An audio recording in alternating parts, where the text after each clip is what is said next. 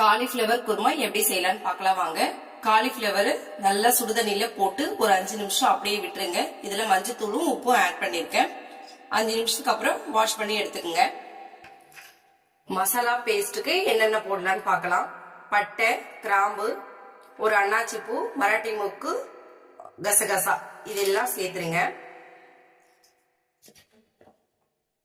வெங்காயம் சேர்த்துருங்க. தேங்காய் கொஞ்சம் அதிகமா எடுத்துக்கோங்க, ஒரு கப்பு போல எடுத்துக்கோங்க. இஞ்சி பூண்டு பேஸ்ட் ஒரு 1.5 டீஸ்பூன் எடுத்துக்கோங்க. கொத்தமல்லி கொஞ்சமா எடுத்துக்கோங்க.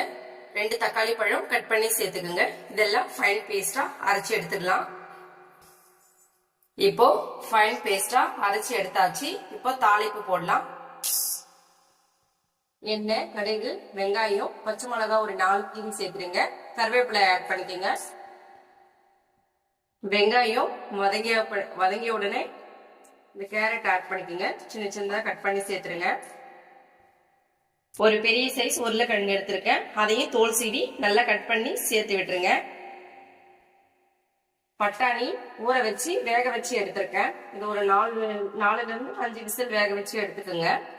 அதையும் சேர்த்துக்கோங்க. எல்லாத்தையும் சேர்த்துட்டு நல்லா மிக்ஸ் பண்ணி விட்டுருங்க. உப்பு சேர்த்துக்கலாம். மிளகாய் தூள் 1 டீஸ்பூன், சாம்பார் தூள் 1/2 டீஸ்பூன் சேர்த்துக்குங்க. சேர்த்துட்டு நல்லா கலந்து விட்டுருங்க. இப்போ அரைச்சு வச்ச பேஸ்ட் சேர்த்து விட்டுருங்க.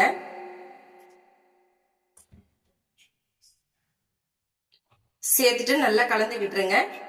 இந்த பேஸ்டுக்கு தேங்காய் அதிகமா இருக்கணும், தக்காளி கொஞ்சம் கம்மியா இருக்கணும். அப்பதான் இந்த குருமா நல்லா இருக்கும். காலிஃபிளவர் சுடுதண்ணில போட்டு நல்லா வாஷ் பண்ணி எடுத்திருக்கேன். அதையும் சேர்த்து விட்டுருங்க.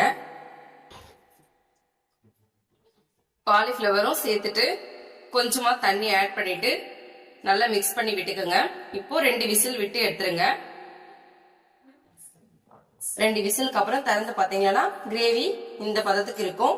இதை ஒரு 5 நிமிஷம் மட்டும் கொதிக்க விடுங்க. ஏன்னா அந்த பச்சை வாசனை எல்லாம் போகணும்.